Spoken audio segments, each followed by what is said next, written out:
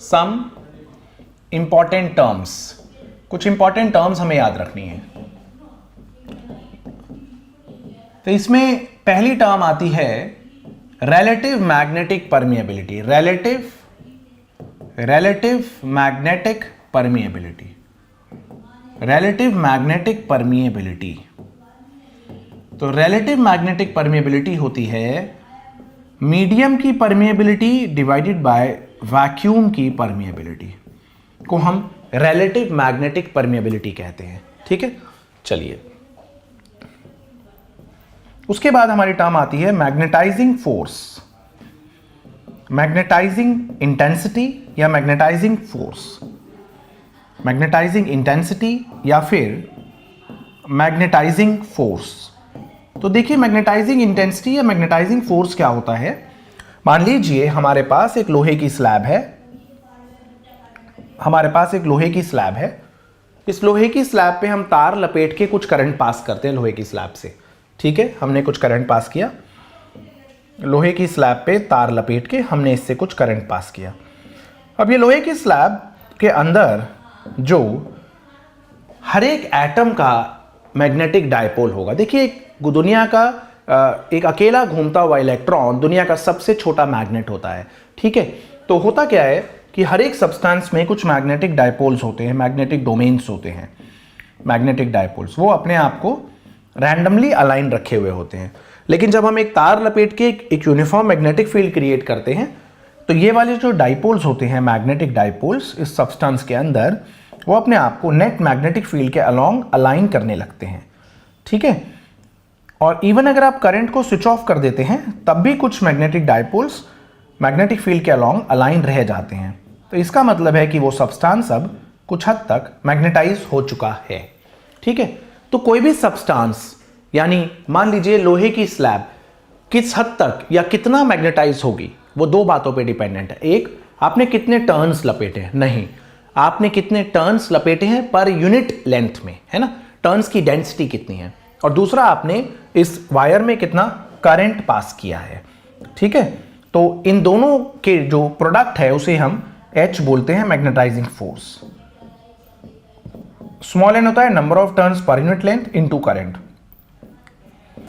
Small n है number of turns per unit length multiplied by current. इन दोनों के प्रोडक्ट को हम मैग्नेटाइजिंग फोर्स या मैग्नेटाइजिंग इंटेंसिटी कहते हैं।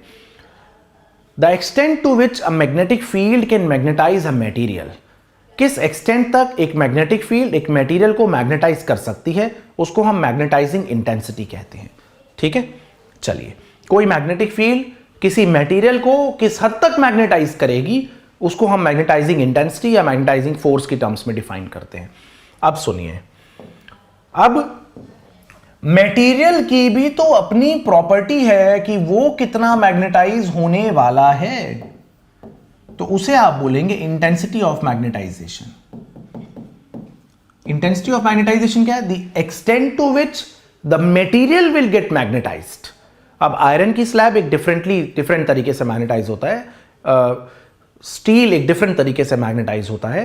तो उस मटेरियल की क्या प्रॉपर्टी है कि वो कितना मैग्नेटाइज होने वाला है एक एक्सटर्नल मैग्नेटिक फील्ड में, या कितना हो गया है मैग्नेटाइज, उसे हम इंटेंसिटी ऑफ मैग्नेटाइजेशन कहते हैं। तो इंटेंसिटी ऑफ मैग्नेटाइजेशन वेक्टर है, इसका फॉर्मूला होता है कितना net magnetic dipole moment create हो गया है सब्सटेंस में डिवाइडेड बाय वॉल्यूम। इसका क्या मतलब है कि अगर वो स्लैब पे आपने तार लपेट के करंट पास कराया तो उसके अंदर बहुत सारे मैग्नेटिक मोमेंट्स अपने आप को स्ट्रेट लाइन में अलाइन कर गए हैं। अब इंटेंसिटी ऑफ मैग्नेटाइजेशन होगा कितना net magnetic dipole moment create हो गया है डिवाइडेड बाय वॉल्यूम कितनी है। ठीक है, अगर हम मान लेते हैं कि पोल स्ट्रेंथ स्मॉल m है और जो ये मैग्नेट बन गया है लेंथ 2l है और इस मैग्नेट का क्रॉस सेक्शन एरिया है स्मॉल a, तो मैग्नेटिक डायपोल मोमेंट होगा स्मॉल m इंटू 2l और वॉल्यूम होगा area of cross section into 2l। तो ये इंटेंसिटी ऑफ मैग्नेटाइजेशन है। इंटेंसिटी ऑफ मैग्नेटाइजेशन है magnetic dipole moment per unit volume, यानी ये है pole strength divided by area. Pole strength divided by area को हम इंटेंसिटी ऑफ मैग्नेटाइजेशन कहते हैं। इंटेंसिटी ऑफ मैग्नेटाइजेशन बताता है कि कोई स्लैब किस हद तक मैग्नेटाइज हो जाएगी एक मैग्नेटिक फील्ड में। और मैग्नेटाइजिंग फोर्स बताता है कोई मैग्नेटिक फील्ड किसी स्लैब को किस हद तक मैग्नेटाइज कर देगी या कर सकती है। अब मटेरियल की प्रॉपर्टी है कि वो कितना मैग्नेटाइज हो रहा है, तो वो है इंटेंसिटी ऑफ मैग्नेटाइजेशन। दोनों के रेशियो को हम एक फोर्थ डेफिनेशन देखिए, ससेप्टेबिलिटी कहते हैं, मैग्नेटिक ससेप्टेबिलिटी I/H। H आपने कितना मैग्नेटाइजिंग फोर्स लगाया है उस सब्सटेंस को मैग्नेटाइज करने के लिए, I वो सब्सटेंस किस हद तक मैग्नेटाइज हो गया है, उसमें कितना net magnetic dipole moment per unit volume create हो गया है। दोनों का रेशियो ससेप्टेबिलिटी कहलाता है, काई से डिनोट करते हैं। जाहिर सी बात है कि अगर ससेप्टेबिलिटी 1 से बड़ी है तो इसका मतलब कम मैग्नेटाइजिंग फोर्स लगाने पे सब्सटेंस ज्यादा मैग्नेटाइज हो जाएगा। ऐसा आयरन स्लैब में होता है, ठीक है। ससेप्टेबिलिटी काफी ज्यादा होती है, 500-600 तक होती है, ठीक है। और अगर ससेप्टेबिलिटी नेगेटिव है तो डायामैग्नेटिक सब्सटेंसेस की ससेप्टेबिलिटी हम देखेंगे नेगेटिव होती है, ठीक है। तो नेगेटिव का क्या मतलब है, मतलब आप अगर मैग्नेटिक फील्ड, आप करंट ऐसे पास करके इस डायरेक्शन में मैग्नेटिक फील्ड लगा रहे हैं तो सब्सटेंस ऑपोजिट डायरेक्शन में मैग्नेटाइज हो रहा है, उस नेट मैग्नेटिक फील्ड को अपोज कर रहा है, ठीक है। नेगेटिव ससेप्टेबिलिटी का मतलब ये है। चलिए एक इंपॉर्टेंट बात आप याद रखिए, एक रिलेशन होता है रिलेटिव मैग्नेटिक परमेबिलिटी किसी भी सब्सटेंस की 1 प्लस ससेप्टेबिलिटी के बराबर होती है। तो हमने 4-5 बातें सीखी। Relative magnetic permeability, permeability of medium upon permeability of vacuum, magnetising force definition में स्मॉल एन आई, फॉर्मूले में स्मॉल एन आई, मतलब क्या है, कोई भी मैग्नेटिक फील्ड किसी मटेरियल को किस हद तक मैग्नेटाइज कर सकती है वो मैग्नेटाइजिंग फोर्स बताएगा। वो मटेरियल कितना मैग्नेटाइज हो जाएगा वो बताएगा इंटेंसिटी ऑफ मैग्नेटाइजेशन। दोनों का रेशियो ससेप्टेबिलिटी है कि how easily a material will be magnetised, उसे ससेप्टेबिलिटी कहेंगे। ससेप्टेबिलिटी बहुत ज्यादा मतलब कि मैग्नेटाइजेशन बहुत ज्यादा आएगा कम मैग्नेटाइजिंग फोर्स लगाने पे, बहुत जल्दी ही एक स्ट्रॉन्ग मैग्नेट में कन्वर्ट हो जाएगा वो सब्सटेंस अगर उस पर तार लपेट के करंट पास कराया जाए तो, ठीक है बच्चों, नोट कर लीजिए। चलिए अगला टॉपिक बच्चों हमारा आता है classification of magnetic materials. Classification of magnetic materials, हम मैग्नेटिक मटेरियल्स का क्लासिफिकेशन करते हैं, ठीक है। तो based on their permeability, based on their susceptibility, कौन मैग्नेटाइज होगा कौन नहीं होगा उसके बेसिस पे, ठीक है। तो देखिए क्या हो रहा है इसमें क्लासिफिकेशन ऑफ मैग्नेटिक मटेरियल्स में बच्चों 3 तरह के मटेरियल हमें पढ़ने हैं। एक है diamagnetic substances, diamagnetic substances, paramagnetic और फेरोमैग्नेटिक। 3 तरह के सब्सटेंसेस की बात करनी है। 3 तरह के सब्सटेंसेस मैग्नेटिक मटेरियल्स में हम क्लासिफाई करेंगे। बहुत सिंपल फंडा है, देखिए इसकी ससेप्टेबिलिटी -1 से लेकर के 0 के बीच में होती है। -1 को बोला जाता है परफेक्ट डायामैग्नेटिज्म, परफेक्ट डायामैग्नेटिज्म, ठीक है। तो ससेप्टेबिलिटी -1 इंडिकेट करता है परफेक्ट डायामैग्नेटिज्म। यहां पर जो है ससेप्टेबिलिटी 0 से लेकर के एक small positive number means fraction में होती है, 0.2, 0.3, 0.4 स्मॉल पॉजिटिव नंबर, 1.2 नहीं, ठीक है। चलिए तीसरे में ससेप्टेबिलिटी सुपर लेवल तरीके से 1 से बहुत बड़ी, बहुत बड़ी।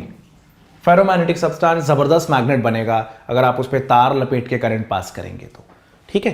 अगला देखिए 1 प्लस ससेप्टेबिलिटी करेंगे तो रिलेटिव मैग्नेटिक परमेबिलिटी आएगा 0 से लेकर के 1 के बीच में। 0 मतलब वो सब्सटेंस मैग्नेटिक फील्ड लाइन के लिए जबरदस्त इम्परमिएबल हो गया है, उससे कोई भी मैग्नेटिक फील्ड लाइन अब नहीं पास करेगी। इसको परफेक्ट डायामैग्नेटिज्म कहा जाएगा। परफेक्ट डायामैग्नेटिज्म, कोई भी फील्ड लाइन उससे पास नहीं करेगी, परफेक्ट डायामैग्नेटिज्म, ठीक है जी। चलिए अब क्या है यहां पर ससेप्टेबिलिटी 1 से, परमेबिलिटी रिलेटिव मैग्नेटिक परमेबिलिटी 1 से बड़ी होगी, 1 से थोड़ी ज्यादा, 1.2, 1.3, 1.5, ठीक है। चलिए और यहां पर रिलेटिव मैग्नेटिक परमेबिलिटी 1 से बहुत बड़ी होगी, परफेक्ट बात है बच्चों। अब अगर हम देखें कि एक सब्सटेंस एक्सटर्नल मैग्नेटिक फील्ड में डायमैग्नेटिक सब्सटेंस कैसे बिहेव करता है तो वो देख लेते हैं, ठीक है। चलिए हम हेडिंग हटा देते हैं और टेबल को थोड़ा ऊपर पहुंचा देते हैं। एक पॉइंट यहीं पर आ जाएगा फिर हमारा।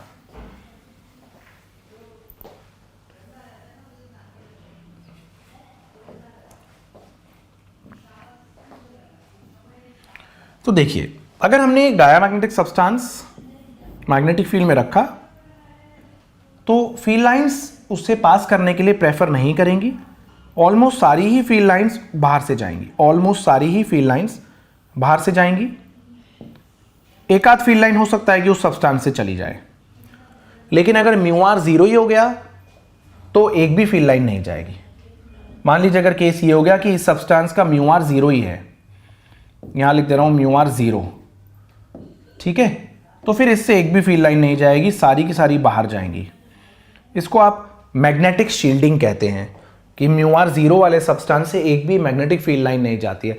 जैसे कि आपको पता है कंडक्टर से इलेक्ट्रिक फील्ड लाइन नहीं जाती है, तो एक ऐसा सब्सटेंस जिसका रिलेटिव मैग्नेटिक परमेबिलिटी जीरो है उससे कोई भी मैग्नेटिक फील्ड लाइन नहीं जाती है। इसे मैग्नेटिक शील्डिंग कहा जाता है और इफेक्ट को मीजनर इफेक्ट कहते हैं। यह कहलाता है मैग्नेटिक शील्डिंग, मैग्नेटिक शील्डिंग। और इफेक्ट का नाम हमारी एनसीईआरटी में है मीजनर इफेक्ट, ठीक है। कहाँ लिखा जाए, चलिए यहाँ लिख देते हैं। परफेक्ट डायमैग्नेटिज्म को मीजनर इफेक्ट कहते हैं, मीजनर इफेक्ट, ठीक है। परफेक्ट डायमैग्नेटिज्म को जब एक भी फील्ड लाइन उस सब्सटेंस से ना जाए, मैग्नेटिक शील्डिंग। चलिए, अगर एक पैरामैग्नेटिक सब्सटेंस आपने मैग्नेटिक फील्ड में रखा तो क्योंकि इसकी परमेबिलिटी वैक्यूम से ज्यादा है तो फील्ड लाइन इसी से पास करेंगी। अब लेकिन बहुत ज्यादा नहीं है तो कुछ फील्ड लाइन बाहर से भी जा सकती हैं। और फेरोमैग्नेटिक सब्सटेंस वैक्यूम के मुकाबले 500-600 गुना ज्यादा परमेबल है मैग्नेटिक फील्ड लाइंस के लिए, तो एक भी फील्ड लाइन बाहर से नहीं जाएगी, सारी ही फील्ड लाइन इस सब्सटेंस के अंदर से ही गुजरने की कोशिश करेंगी, राइट। तो ये फेरोमैग्नेटिक है। उम्मीद है बच्चों आप समझ रहे हैं मैं क्या बोलना चाह रहा हूं, राइट। आगे देखिए, तो हमने देखे 2-3 पॉइंट्स, एक दो और छोटे छोटे पॉइंट्स देखते हैं।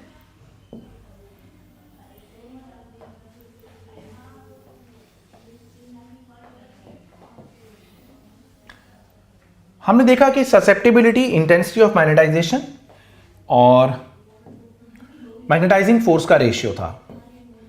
एक डायमैग्नेटिक सब्सटेंस तो मैग्नेटाइज ही नहीं होता, इसकी ससेप्टिबिलिटी टेम्परेचर पे डिपेंडेंट ही नहीं होती। तो डायमैग्नेटिक सब्सटेंस की ससेप्टिबिलिटी हीटिंग से कम ज़्यादा नहीं होती है। पैरामैग्नेटिक सब्सटेंस में ससेप्टिबिलिटी जो है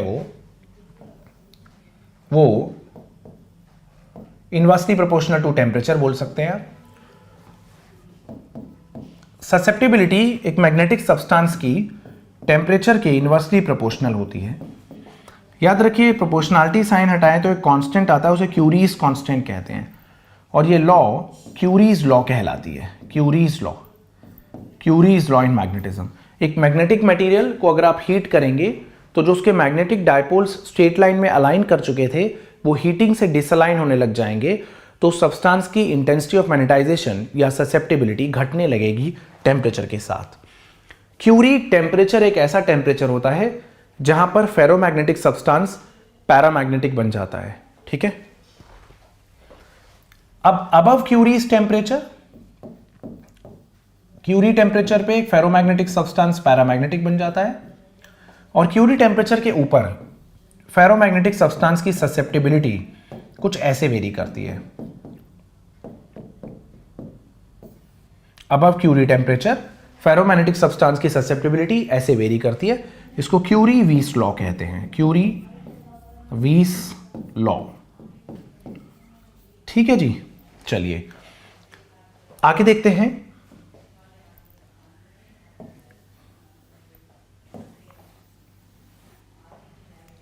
अगर हम एग्जाम्पल ले लें डायामैग्नेटिक, पैरामैग्नेटिक और फेरोमैग्नेटिक का, तो डायामैग्नेटिक के लिए आप याद रखिए हम बोल सकते हैं कॉपर। कॉपर जो है वो डायामैग्नेटिक है। पैरामैग्नेटिक का एग्जाम्पल हम दे सकते हैं एल्यूमिनियम। फेरोमैग्नेटिक का एग्जाम्पल हो गया आयरन, कोबाल्ट, निकल।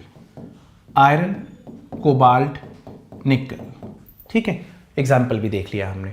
और क्या हो सकता है देखिए, और याद रखिए कि सपोज करिए अगर हमने एक यूट्यूब ले ली, ठीक है,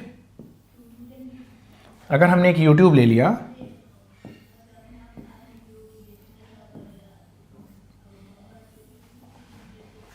और यूट्यूब में ये लिक्विड फॉर्म में पैरामैग्नेटिक, फेरोमैग्नेटिक और डायामैग्नेटिक सब्सटेंसेस डाल दिए लिक्विड फॉर्म में, ठीक है। तो यहां मान लीजिए हमने एक डायामैग्नेटिक सब्सटेंस लिक्विड फॉर्म में डाल दिया, राइट। यहां हमने एक पैरामैग्नेटिक सब्सटेंस लिक्विड फॉर्म में डाल दिया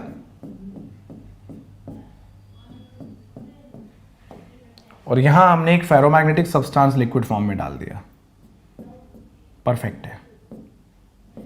अब होगा ये कि मान लीजिए अगर हम एक मैग्नेट लेके आए नॉर्थ और साउथ, फिर से एक मैग्नेट लाए नॉर्थ और एक साउथ, और फिर से एक मैग्नेट लाए नॉर्थ और एक साउथ, तो होगा क्या कि डायामैग्नेटिक सब्सटेंस तो मैग्नेटिक फील्ड को पसंद नहीं करता, तो वो रिपेल होकर नीचे चला जाएगा। पैरामैग्नेटिक सब्सटेंस थोड़ा मैग्नेटिक फील्ड में ऊपर को छलांग लगाएगा और फेरोमैग्नेटिक सब्सटेंस काफ़ी ज़्यादा बड़ी छलांग लगाएगा। तो अब समझ रहे हैं मैं क्या बोलना चाह रहा हूं बच्चों। पैरामैग्नेटिक, फेरोमैग्नेटिक और डायामैग्नेटिक 3 तरह के मैग्नेटिक सब्सटेंसेस हैं और उनमें क्या क्या अंतर है हमने ये भली बात ही देखा।